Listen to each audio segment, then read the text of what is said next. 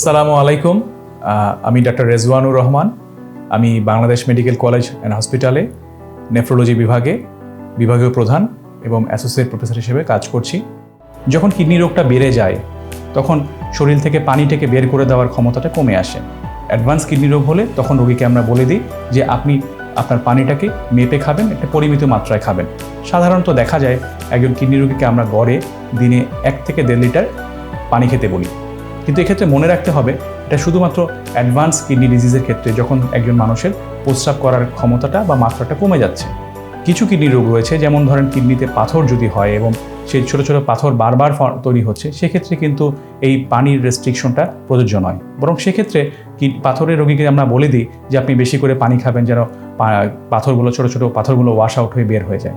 এর থেকে বুঝতে যাচ্ছি যে সকল কিডনি রোগীর জন্য ডায়েটারি রেস্ট্রিকশনটা একই রকম হবে না। এটা একজন রোগী থেকে আরেকজন রোগীতে পার্থক্য হতে পারে। আপনাদের সুস্থ জীবন কামনা করে আমি আজকের মতো শেষ করছি। ধন্যবাদ।